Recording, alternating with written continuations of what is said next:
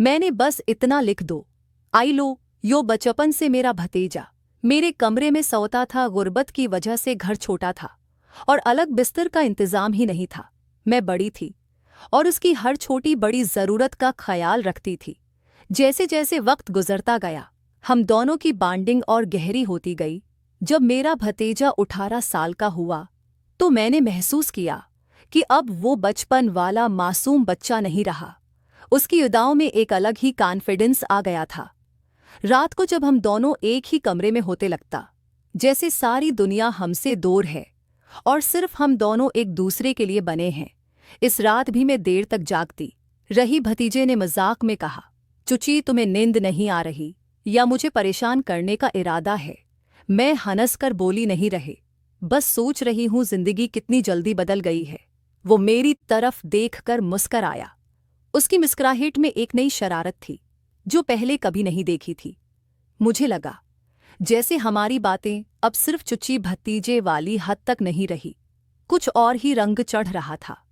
मैंने मजाक में उसके बालों को खींच लिया। वो बोला, चुची आपको मालूम है आप अब भी बिल्कुल कॉलेज वाली लड़की लगती हो, शादी क्यों नहीं की? अब तक मैं थोड़ा चुप होकर बोली, जिंदगी की मजबूरी थी, लेकिन क्या जरूरी है खुशियां सिर्फ शादी से मिले?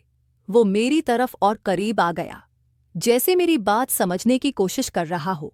उसके चेहरे का वो कर्ब मुझे अजीब सा लग रहा था, थोड़ा मासूम भी, थोड़ा अलग भी। मैंने हुआ बदलने के लिए कहा, चलो अब सो जाओ, कल तुम्हारी कोचिंग भी है न? लेकिन उसने हल्की सी मुस्कुराहट के साथ कहा, ठीक है चुची, पर एक बात है, आपके बगैर नींद ही नहीं आती।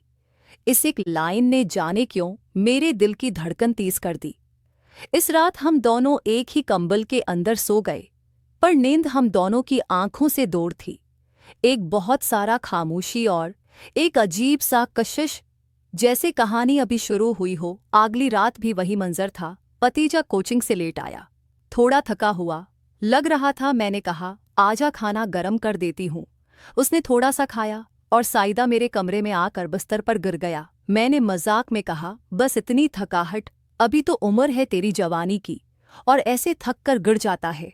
वो हंसी रूक कर बोला, चुची आपको लगता है मैं कमज़ोर हूँ? ज़रूरत पड़ने पर मैं दिन भर जाग सकता हूँ। मैंने उसका मजाक उड़ाकर कहा, अच्छा तो चल फिर देखते हैं कितनी हिम्मत है तेरे अंदर। उसने आंखों में शरारत भरी चमक के साथ कहा, चीलिंग एक्सपेक्टेड है। वो मेरे करीब आ गया। मुझे पहली बार लगा कि अब हम दोनों के दरमियान की दूरी खत्म हो रही है। रात के सन्नाटे में उसकी सांस मेरी सांस से टकरा रही थी। मैंने हुआ बदलने के लिए कहा, सुन थोड़ी मालिश कर दे, आज काम ज्यादा था, कमर दिख रही है। वो बोला, बस इतना काम ठीक है चुची, आज मैं ही आपको रिलैक्स कर देता हूँ। वो आहिस्ता से मेरे पास बैठ गया और अपने हाथों से मेरी पीठ दबाने लगा। मुझे लगा जैसे उसके हाथों में कोई अलग ही ताकत हो। पचाप लिट्टी रही पर अंदर से एक अजीब सी गर्मी फैल रही थी। मैंने उसकी तरफ देखकर कहा, वाह अब तो डॉक्टर लग रहा है। वो हंसकर जवाब दिया, डॉक्टर से भी ज्यादा कायर करता हूँ मैं आपकी। उसके लफ्जों में एक नशा था, एक डबल मीनिंग जो मैं समझ रही थी पर छुप छुप कर एंजॉय भी कर रही थी। थोड़ी देर बाद मैं उठने लगी तो उसने मेरी कलाई पकड़ ली। उसकी पकड़ में एक अजीब सा जुनून था। उसने आहिस्ता से कहा, चुची आपको लगता है मैं अब भी वही छोटा भतीजा हूँ? मैं एक पल के लिए उसकी आंखों में देखकर रह गई। उसकी बातों में मासूमियत भी थी और एक नया जज्बा भी था। मैंने बस हल्की सी मुस्कुराहट के साथ कहा, सो जा पागल, वक्त सब समझा देगा। लेकिन इस रात ने हमारी जिंदगी के नए सफर की बुनियाद रख दी थी। खामोशी के अंदर छिपा हुआ वो राज जिसमें सिर्फ हम दोनों शामिल थे। अगली सुबह घर में सब अपने काम में मसरूफ थे, लेकिन मेरी और मेरे भतीजे की आंखों में रात वाली बातें अब भी घूम रही थी। हर बार जब हमारी नजर मिलती एक अजीब सी शरारत छिप जाती। शाम को जब मैं किचन में काम कर रही थी, वो पीछे आकर खड़ा हो गया, आहिस्ता से बोला, चुची आज रात फिर देर तक बातें करेंगे?